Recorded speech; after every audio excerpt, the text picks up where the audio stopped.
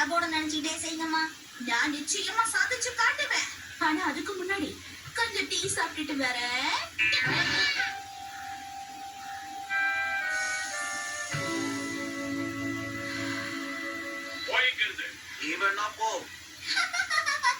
அவங்களே பேசிட்டு அவங்களே சிரிச்சுக்கிறாங்க. இது ஒரு காமெடி, எங்க அம்மா ரசிக்கிறாங்க.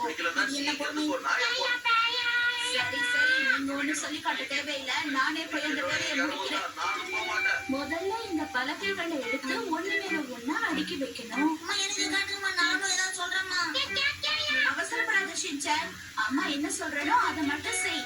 முதல்ல இந்த பலகையை எடுத்து இந்த மாதிரி வைக்கணும். அதுக்கப்புறம் இந்த பலகையை இப்படி, இந்த பலகையை இப்படி. பாத்தீங்கல்ல?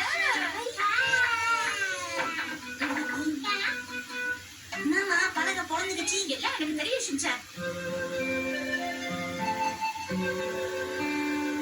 என்ன மிச்சி, டின்னருக்கு இவ்வளவுதான் செஞ்சிருக்கியா? என்ன பண்ண சொல்றீங்க ஹரி? கபோர்டை ரெடி பண்ணலாம்னு கிளம்பினேன், எல்லாம் சொதப்பிக்கிச்சு. கபோர்டை கட்டடம் மாதிரி ஆக்கிட்டாங்கப்பா. ஆமா, கடைசியில கபோர்டை கிளீன் பண்ணியா இல்லையா? கிளீன் பண்றது ஒண்ணு பெரிய விஷயம் இல்ல ஹரி.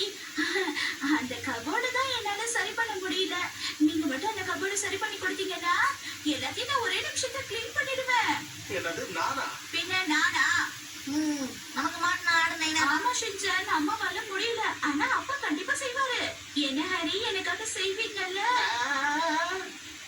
எல்லா வேலையும் நான் தனியா தான் செய்யணுமா? சரி, செய்யறேன். சாப்பிட்டது போதும், சீக்கிரம் குடிச்சிட்டு வேலையை ஆரம்பிங்க.